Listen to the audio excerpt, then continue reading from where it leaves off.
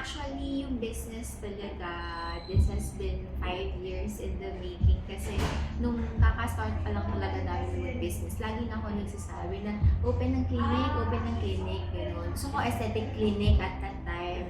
And then, lagi sinasabi sa akin yung partner ko, yung COO, si John, anong difference natin sa ibang clinics pag nag-open tayo? So, laging ganun. Parang feeling ko na-invalidate ako. Parang hindi pwede. Ganun.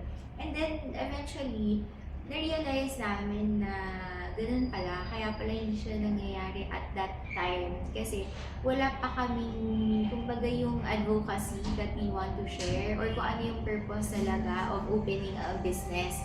Ganun. So, kaya ganyan pa lang siya nangyari after 5 years na yun nga, yung plano namin is to offer treatments mean towards health and wellness, but not specifically yung health within lang. We also want to focus sa skin health, of course, kasi part din naman yun. Kaya nag-combine yung aesthetics and then the regenerative treatments.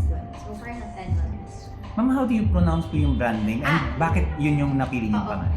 It's pronounced as Inoue. It's a Japanese term. It means life springing upward. So figuratively, yun kasi yung gusto din namin na ma-share dito sa clients. We want to elevate their wellness, elevate their life quality. We want their life quality to spring upward.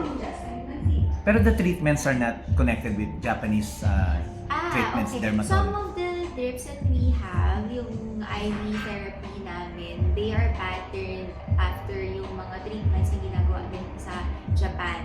Tapos yung pinaka-vibe, we want kasi them to be yung parang zen, pero hindi naman yung very spa level. Kasi, di ba, there's a very thin line for the interior to feel like spa or kasi kapag cozy, ganun.